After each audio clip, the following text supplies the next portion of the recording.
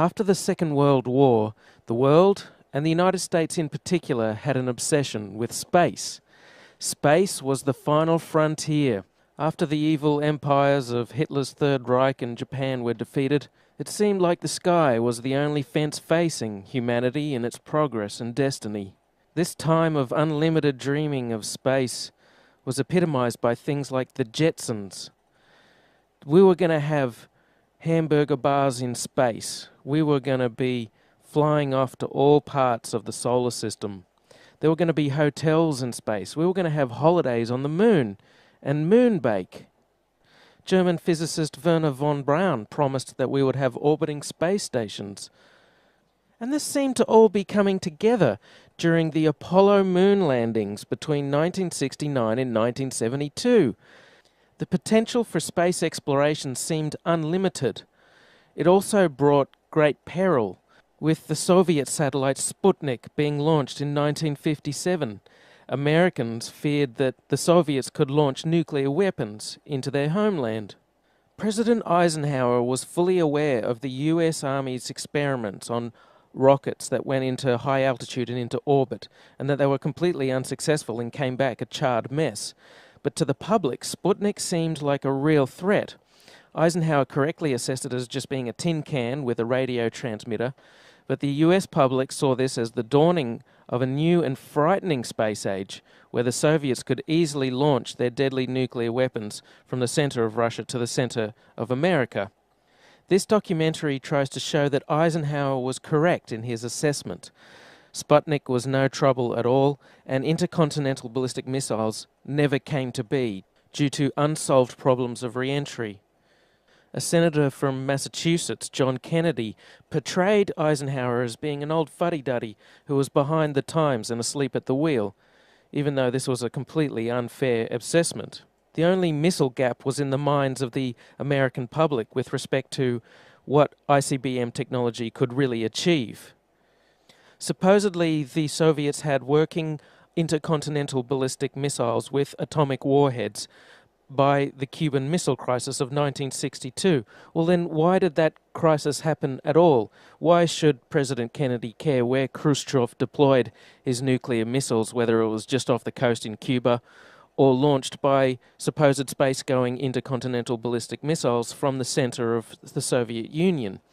It's because true space-going ICBMs aren't possible. And this documentary explains why, and why the Cuban Missile Crisis was a threat. It's because only short-range nuclear missiles are possible. That's why putting them with such close proximity in Cuba was considered a danger by President Kennedy. Things seem to finally be coming together with the moon landing. We were there on the surface of another planet. You could see it on TV. Well, first it was projected onto a silver screen, and then the TV cameras were allowed to film off the silver screen, because obviously you wouldn't want the real footage. I mean, if you want to go back and look at the real footage of the initial moon landing, you can't, because it's been taped over by NASA, and no one was fired, no one was punished. Of course, they want to get rid of the evidence. Now, at this stage, a band of Apollo faithful will be howling in protest, "We did go to the moon!"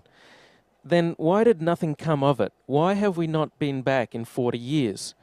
The Apollo faithful will say, "Oh, it's budget priorities, we've been there, we've done that, it's not economical to mine on the moon."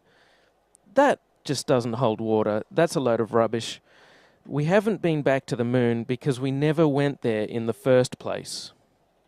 In the year 1994, I read a book by Ralph Renee which suggested just such a thing, that the entire moon landing had been a hoax. This is the reason why we don't have a moon base now, why we aren't mining on the moon. Werner von Braun promised a moon base by the 1980s. We don't have that. We have nothing in space, virtually nothing. There's the space shuttle, which does low Earth orbit, and there's some rockets that go up in the International Space Station. Supposedly they repair the Hubble telescope through spacewalks. Aside from that, though, we don't go anywhere in the solar system. There's no Jetsons future. There's no dawning of a space age for humanity where we can jet off to all points of the solar system whenever we want. Nothing happened. The moon landing stopped in 1972 and we haven't been back. We haven't been beyond the Van Allen belts. which many have pointed out have deadly radiation that living creatures can't survive, not even a tortoise or a cockroach, let alone a human being. In Ralph Rene's NASA Moon to America, he pointed out that physicist James Van Allen was the first one to discover that space had deadly nuclear radiation flying around all over the place. Not only were the Van Allen radiation belts deadly, which are like two orbiting toruses of nuclear radiation around the Earth, but later we found there were galactic cosmic rays, which were deadly, and when the sun is having solar flares, there's deadly radiation as well. There's 3 different sources of deadly radiation, and all of these very likely would have fried the astronauts if they went to the moon. So we're stuck here on Earth, at least as far as low Earth orbit goes. Well, at least that's what I had assumed until a few months ago. I'm looking at the picture of the Apollo entry vehicle and thinking, this truncated cone is not going to be stable in flight. This is going to roll over and over again. The top, the sides, the window are all going to be exposed to the huge heat in the direction of travel. They would tumble and roll out of control and mix up the astronauts inside, possibly injuring them or knocking them out with excessive G-forces. So while I had long suspected that the moon landing was fake, I had assumed that low Earth orbit was real and that the International Space Station was true. But my research of the last year has led me to the conclusion that not even low Earth orbit is possible, that the International Space Station is a hoax, and all manned space travel is fake. The main reason I believe all manned space travel is fake is because the re-entry vehicles are fake. I'll go through all of that in detail. First though, let's have a look at the International Space Station. I want to talk about some of the anomalies I see there. For the inside of the International Space Station, there are a couple of zero-gravity tricks that they use to fake it. The first is they have a complete mock-up of the International Space Station built on the inside of an airplane. And that airplane does a bunch of rises and falls. It does a parabolic, upside-down parabolic trajectory, and that simulates zero gravity for traditionally about 30 seconds at the most. I think they can do it to about 45 seconds, judging by the length of time of these segments. They have to do a hard break, or they have to put the camera to the wall or away from a person, or they can link scenes together. They're quite clever in the CGI. It's difficult to tell all of their tricks. The other main way they simulate the zero gravity is with suspension in front of a blue screen, and they use that trick for extended periods of time, for longer than 45-second segments. But they can't move around as much. They can't do the acrobatic flips and rolls in the extended mode. So there's full motion mode where they can fully move around, and that's faked in a plane. And then there's suspended or extended mode where they're suspended by wires in front of a blue screen. They don't move around as much, but they can make the scene last for a longer period of time. In this scene, Chris Hadfield bends down in order to adjust something, and you can see on the back of his shirt a couple of upticks on either side where you would expect wires to come in on either side of that harness in order to support it. Of course, they've computer graphicked out the supporting wires. You can't actually see them, but what you can see is a very slight discoloration where it's slightly lighter and then it goes slightly darker. And that's strange. That shows a couple of things. First of all, it shows that this isn't live from space. They're often portraying that this is live. Of course, these things are fully choreographed and edited in advance to make sure that there's nothing too obvious that you can see that gives away that this is a suspension in front of a blue screen hoax. The other thing it shows is that this is not raw footage coming to us. This is edited stuff. This is supposed to be a legitimate space program. This is supposed to be the International Space Station, and we should be able to see whatever's going on. But they edit things because the whole thing is edited. In one extended mode scene, Chris Hadfield on the right is going back. He's going back, back, back, and then he just stops. That's an odd motion. You would expect if this was true zero gravity that you have to support yourself, you have to stop yourself on both the top and the bottom of your body as you're drifting back. If you just stop yourself with your feet, then your head will rotate backwards. Conversely, if you just hang on at the top with your hands, then your feet will still keep moving. You have to support yourself at both the top and the bottom of your body. But his hands, Chris Hadfield's hands, aren't touching anything. He just goes back and then he stops. And that's odd. You can see a sort of a harness sticking through the T-shirt of Chris Hadfield. It's a harness that's around the waist. That's how they're supported. Also notice that Chris Hadfield has the habit of bringing his knees up. That's because his stomach muscles aren't as strong. He doesn't have as much midriff strength as some of the others who are able to elongate their body and make the hoax look a bit more realistic. He's constantly bringing his knees up because he's not as strong as the others. Occasionally, though, the others bring their knees up too. Notice that in the extended scenes, which seems to be done in front of a blue screen, like if you have a look at this guy going back towards the screen, there's some strange shadows there, look like they're CGI'd in. Using computer graphics, they edit out the supporting wires and edit in these rotating floating objects. They always seem very concerned with the object. Chris Hadfield looks at it very closely. You don't want the object getting too far out of control, because if it starts bouncing off the cabin in a weird way or goes back to the blue screen, it could ruin the whole illusion. They also don't bounce those oranges off the walls. I'd like to see them get a tennis ball and throw it around really hard and fast. And I'd like to see them do-si-do each other really quickly, which they can't do, or they'd get all their wires tangled up.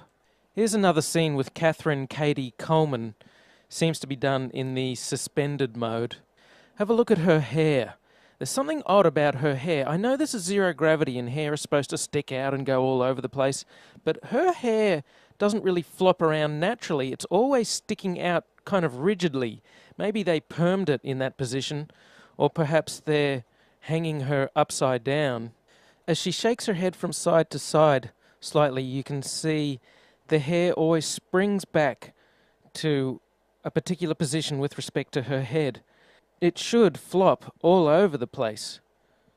The chain that she's wearing around her neck is a computer graphic. This is computer-generated images.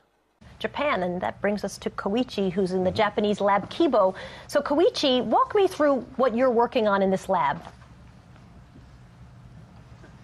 Yeah, this is an experiment called Spheres. And these satellite robots are specifically designed to function in the microgravity. They contain the software that the scientists are testing. At first, this looked like a full motion scene to me, but on closer inspection, I think this is a suspended mode scene. When it's sped up, you can kind of see them swinging, and it has the same backdrop as the other suspended mode scenes. And then there's this weird part. Rick Mastracchio puts out his hand and he moves forward. Maybe he's using his feet to wedge himself forward somehow, but it doesn't look like it. The floor is smooth. His foot is behind that blue handle that's attached to the floor that he keeps both of his feet under and keeps shuffling back and forth on.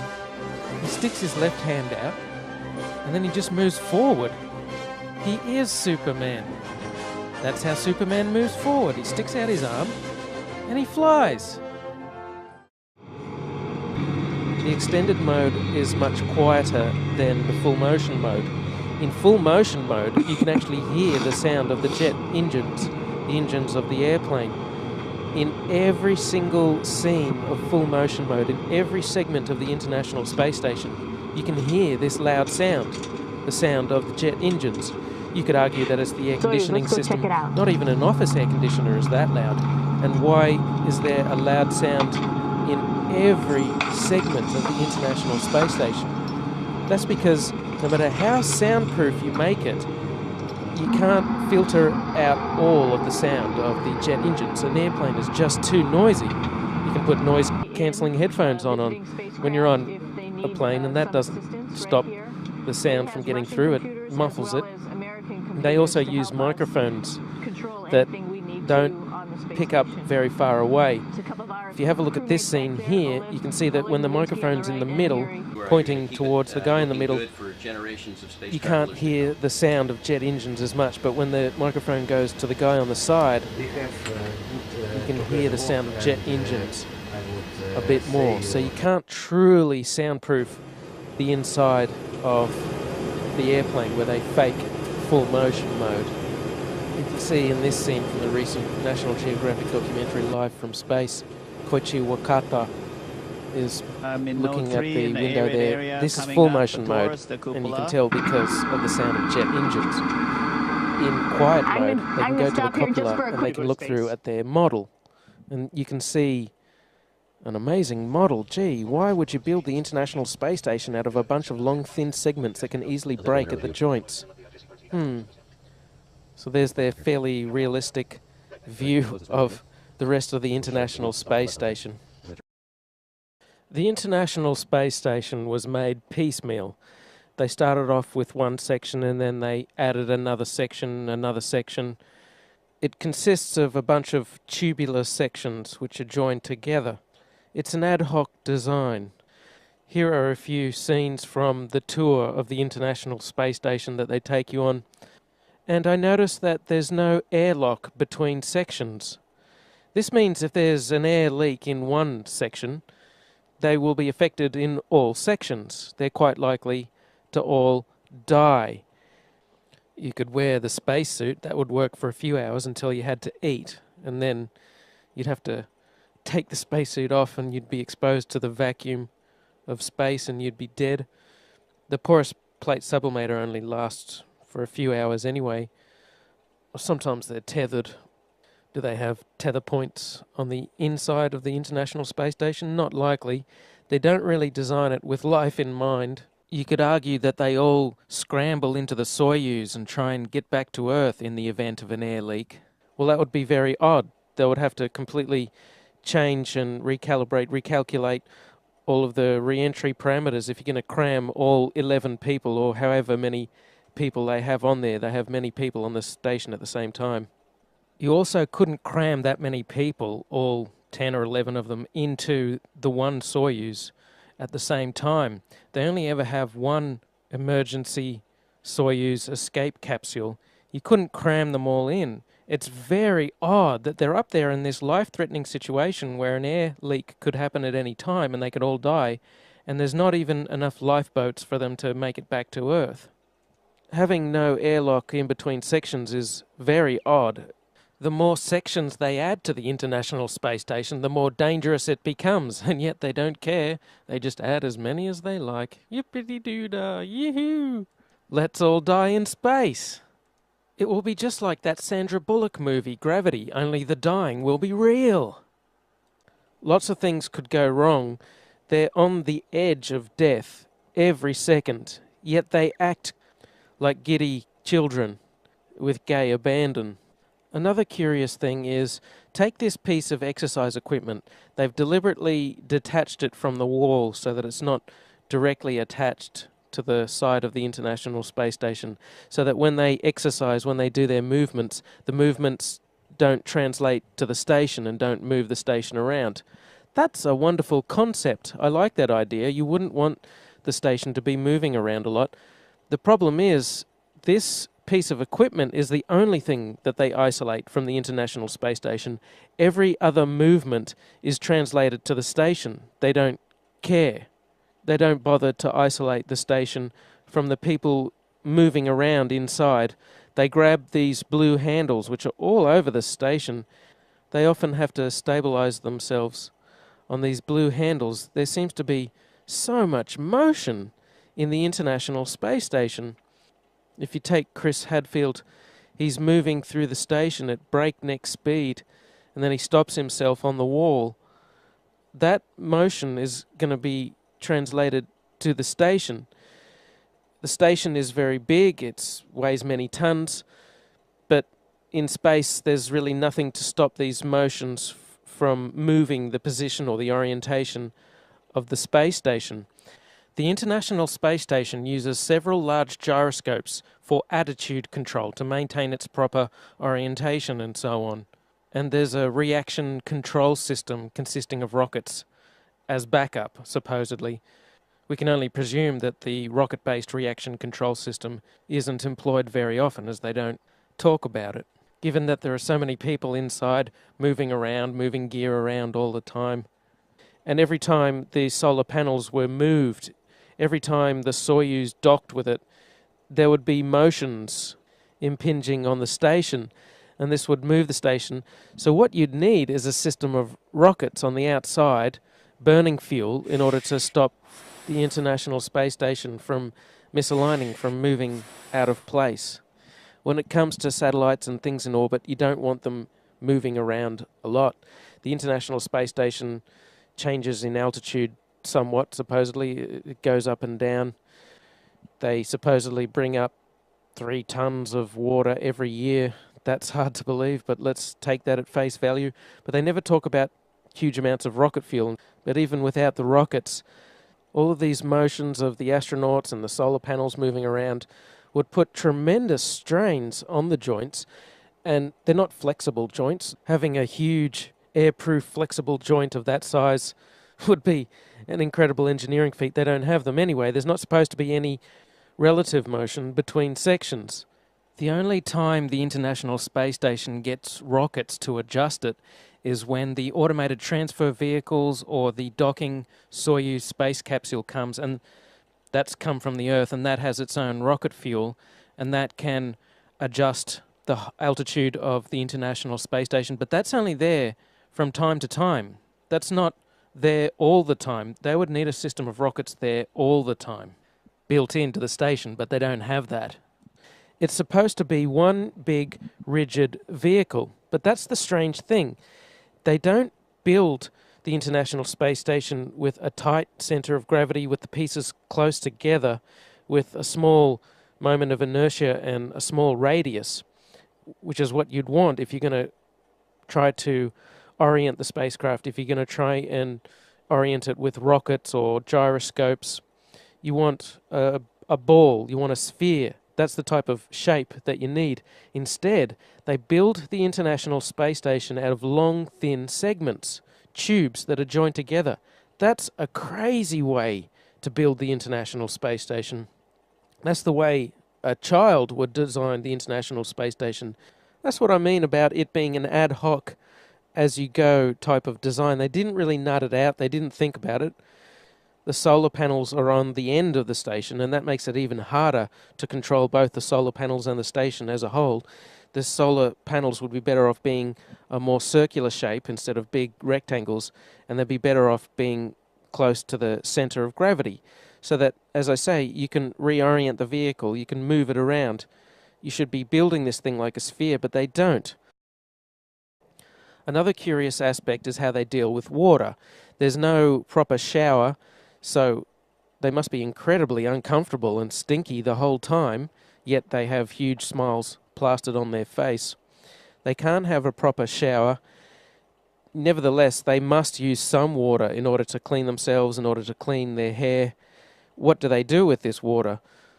Supposedly they have suction for when they urinate, but aside from that, there are no special vacuum sinks.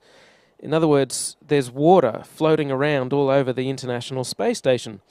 Now, none of the surfaces are waterproof. It's just expected that you keep the water confined to one area of the International Space Station, away from the delicate electronic equipment and so on. And what do you do with this water, especially dirty water? Because that's what water does. It absorbs dirt and particles. They would accumulate so much filthy water.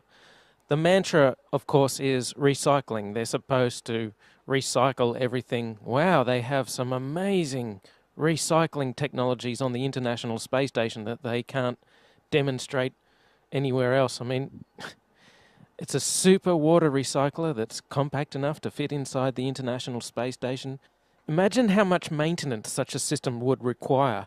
You'd have to bring up so many filters and chemicals, and things would be breaking down, and you'd have to repair it, but you don't have the tools to do it. So there's another curious, strange aspect of the International Space Station which endangers their lives and could kill them.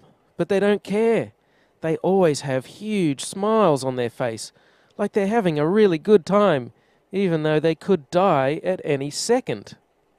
Another curious aspect is that humans emit dust with time. Their skin dies and drops off. That's what makes for most dust inside a person's house. There'd be so much dust building up on the International Space Station, and yet you never see them go around with a dust buster, with a small vacuum cleaner sucking things up. What do they do with the dust? Well, supposedly there's a trash disposal thing in the form of a re-entry vehicle which strangely burns up on re-entry, even though the ones with humans inside supposedly survive re-entry. That's a very curious contradiction, but they have a trash disposal capsule that they put their trash into, but they never talk about the dust. They never talk about the solid waste from the supposed space-age sewage system that they have. That's another strange thing, is supposedly they have a sewage system. I don't know how they cram it into the International Space Station. Perhaps it's in the walls of the station, but they never talk about the smell. It'd be impossible to avoid the smell of a sewage system in the walls of the International Space Station because they're trapped inside this tin can. It's completely sealed from the vacuum of space.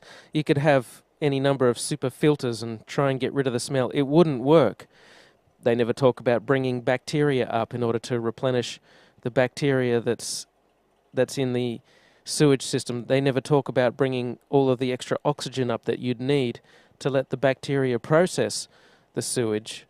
In fact, what they must do is simply store their feces in the cupboard.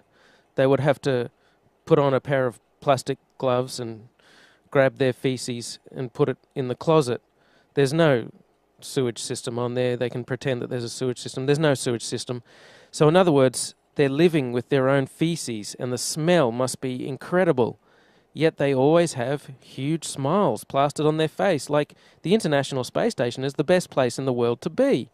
But it would be awful. What about their laundry? Well, Chris Hadfield admits there's too much water taken for laundry. They don't do laundry. They just throw their clothes in the trash when they're done with them.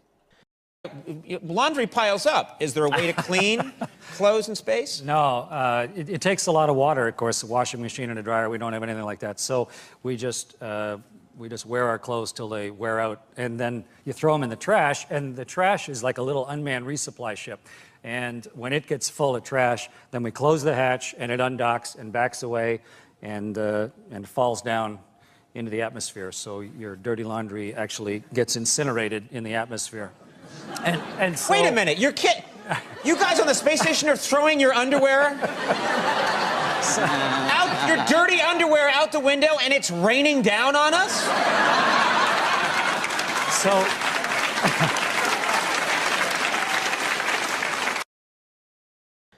So take this woman, Sunita Williams, has supposedly been on the station for 200 days. She's never had a proper shower in that time.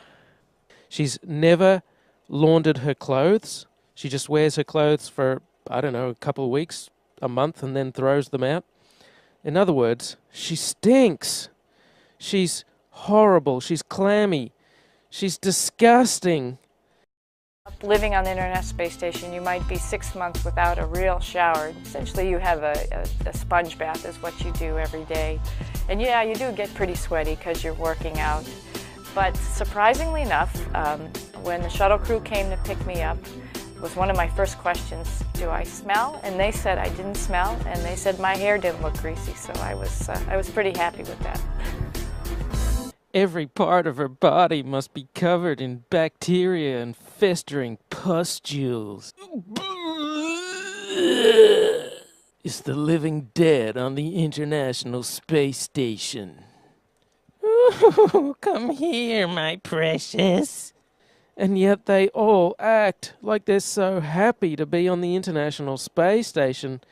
It seems mandatory to smile if you're on the International Space Station. I guess when you're doing a hoax, you have to have a big smile plastered on your face because that's what distracts people. Now check this video out. The whole video is about a minute long. I said 45 seconds before was the maximum for full motion mode. It may be more like a minute that they can do this full motion zero gravity mode, because then the airplane finishes its parabolic trajectory. It has to dip down for a short period of time. There's double the gravity. Anyway, have a look at the end of this, and there's a strange motion to the center. Take a look at the way it moves. It kind of skips out of her control a couple of times. First it dips down and then up a little bit, and then at the end it goes up a little bit, and she kind of looks a bit embarrassed, like she's been caught putting her hands in the cookie jar. Oops, I hope you didn't see that. No, we didn't see, Katie. Just keep the beautiful smile on your face, and that'll distract us from the hoax. They supposedly urinate into these funnels. How do they keep it clean? How do they stop it from being encrusted with dried urine? You can't use water to clean it. You could, but you'd be wasting a precious resource, and then there'd be dirty urine-filled water floating around the cabin instead of ordinary water.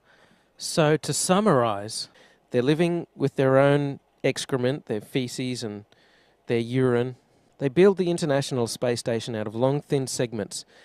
There's all kinds of motions being translated to the International Space Station through these blue handles everywhere. They could spring a leak between segments easily. There's no airlock between segments. They don't do laundry or have showers, and they're incredibly uncomfortable the whole time. They don't have access to proper medical treatment or facilities. They have to routinely go outside to fix equipment because they like to put stuff on the outside of the International Space Station that can only be fixed from the outside. So in short, this International Space Station is a suicidal hellhole. It's an awful place to visit. Every second their life is in danger and they could easily die, yet nothing ever goes wrong that they can't easily cope with and fix given the incredibly limited set of tools they must have up there. And they act like they don't care. The International Space Station is the worst place in the world to be, and yet they act like it's the best place you could be. When they're supposedly in the International Space Station, I suspect they're actually in the astronaut facility Star City, Moscow. There's a specially built training facility. There have been very few civilians in space. One of them is a South African millionaire. He had to do several months of training in Star City, Moscow, and what you do is you learn the zero-gravity tricks. That's what the training is for. They will tell you, oh, it's training to handle contingencies on the International Space Station, and if someone gets sick, you know, you have to get in the Soyuz and quickly hurry back to Earth, or if you have to do a spacewalk.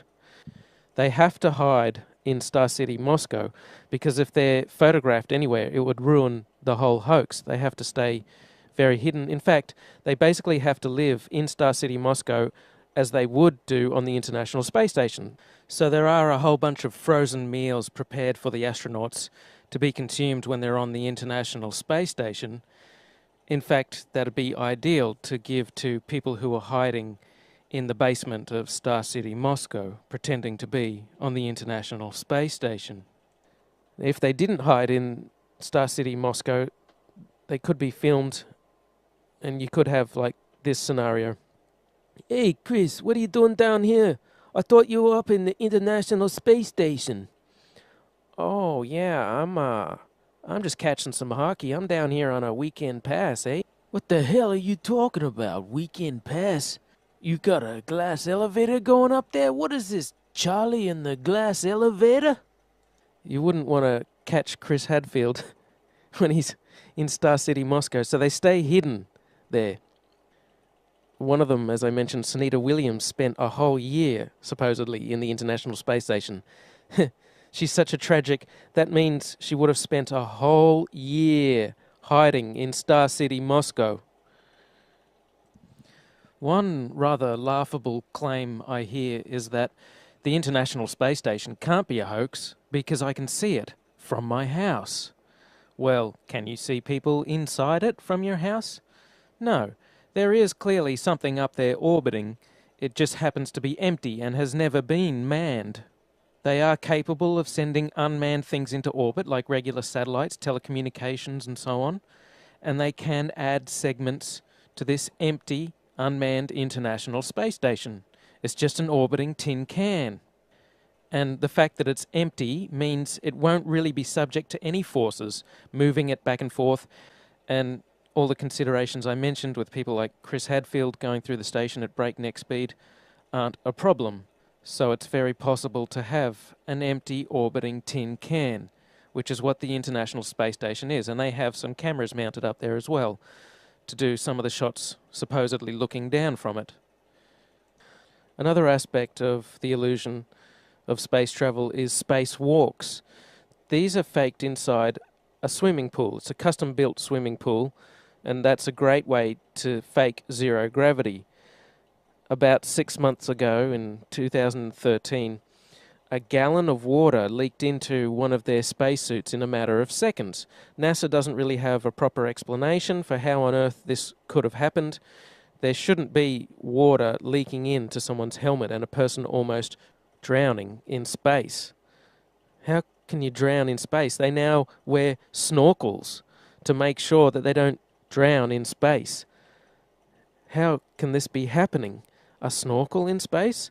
There could be some water in the porous plate sublimator. When they were on the moon, they supposedly had about a gallon of water, but that cooling system is supposed to be well away from their head. There really is no sane explanation for why a gallon of water would leak into someone's spacesuit, unless you realize the whole thing is faked inside a swimming pool. In this scene, you can see the Chinese spacewalk, and you can see a bubble coming up from the guy's suit. How do you have a bubble in space? Space is supposed to be a vacuum, not a swimming pool, but it's obviously just a swimming pool filled with water. Obviously, there would be some equipment that they could only fix from the outside, but a lot of these spacewalks, it seems like equipment they easily could have configured to be accessible from the inside of the International Space Station. It seems more like an excuse to get out and show their other space trick, which is the faking of spacewalks in a swimming pool. In this vid, you catch a glimpse of someone wearing a scuba tank. Scuba tanks in space? Snorkels and scuba tanks in space? They act like a spacewalk is just a walk in the park, like there's very little danger involved at all. They're looking through the spacesuits. Oh, here's a spacesuit, we're going to go for a spacewalk. As if there's no danger at all, like they don't care. They don't care. They don't act like they're in a life-threatening situation, like they could die at any second, even though they can. So you would think to preserve their life, they would want to minimize the amount of spacewalking that they did.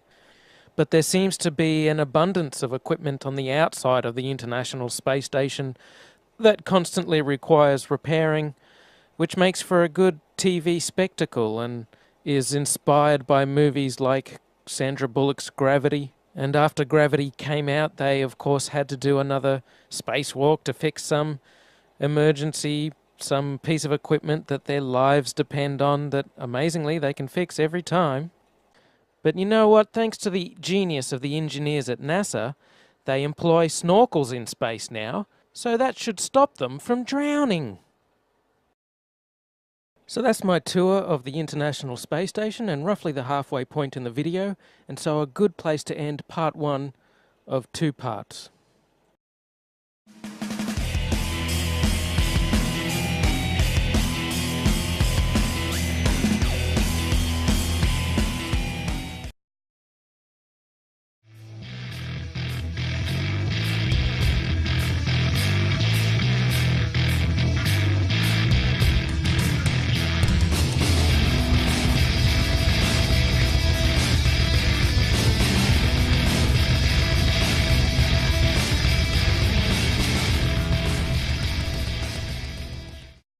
After the Second World War, the world, and the United States in particular, had an obsession with space.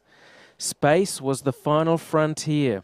After the evil empires of Hitler's Third Reich and Japan were defeated, it seemed like the sky was the only fence facing humanity in its progress and destiny.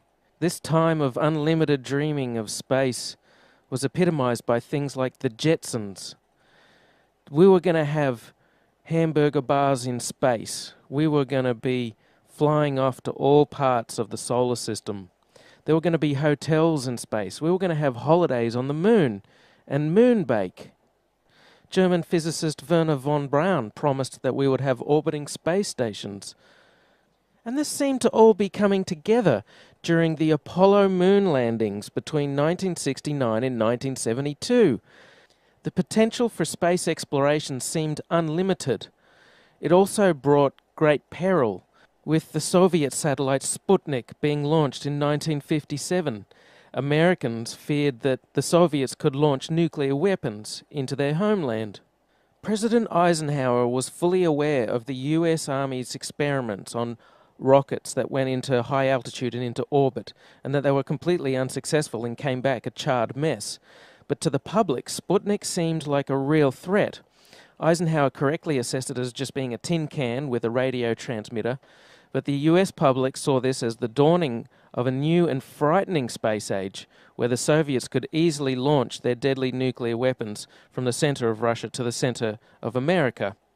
This documentary tries to show that Eisenhower was correct in his assessment. Sputnik was no trouble at all, and intercontinental ballistic missiles never came to be due to unsolved problems of re-entry. A senator from Massachusetts, John Kennedy, portrayed Eisenhower as being an old fuddy-duddy who was behind the times and asleep at the wheel, even though this was a completely unfair assessment. The only missile gap was in the minds of the American public with respect to what ICBM technology could. Band of Apollo faithful will be howling in protest, "We did go to the moon." Then why did nothing come of it? Why have we not been back in 40 years?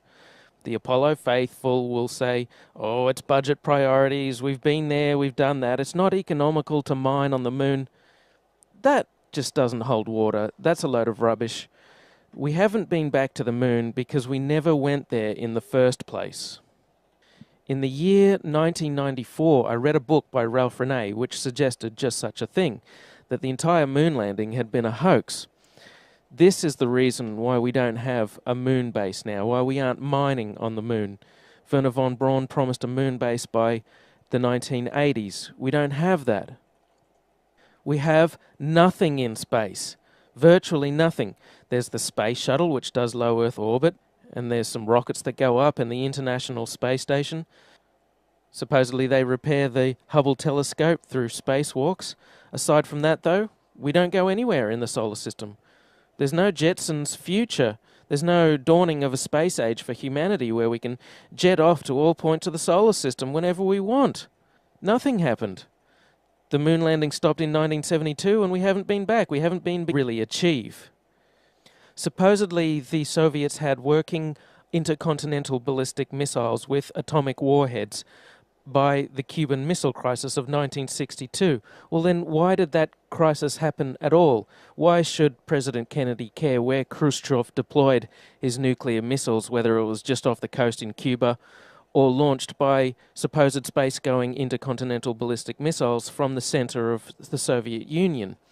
It's because true space-going ICBMs aren't possible.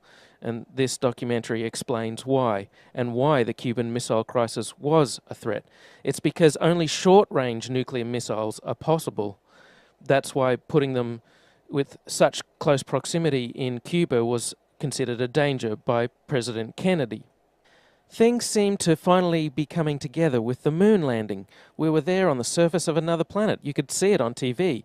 Well, first it was projected onto a silver screen, and then the TV cameras were allowed to film off the silver screen, because obviously you wouldn't want the real footage. I mean, if you want to go back and look at the real footage of the initial moon landing, you can't, because it's been taped over by NASA, and no one was fired, no one was punished. Of course, they want to get rid of the evidence. Now at this stage are beyond the Van Allen belts, which many have pointed out have deadly radiation that living creatures can't survive, not even a tortoise or a cockroach, let alone a human being. In Ralph Renee's NASA Mooned America, he pointed out that physicist James Van Allen was the first one to discover that space had deadly nuclear radiation flying around all over the place. Not only were the Van Allen radiation belts deadly, which are like two orbiting toruses of nuclear radiation around the Earth, but later we found there were galactic cosmic rays, which were deadly. And when the sun is having solar flares, there's deadly radiation as well. There's 3 different sources of deadly radiation, and all of these very likely would have fried the astronauts if they went to the moon. So we're stuck here on Earth, at least as far as low Earth orbit goes. Well, at least that's what I had assumed until a few months ago. I'm looking at the picture of the Apollo entry vehicle and thinking, this truncated cone is not going to be stable in flight. This is going to roll over and over again. The top, the sides, the window are all going to be exposed to the huge heat in the direction of travel.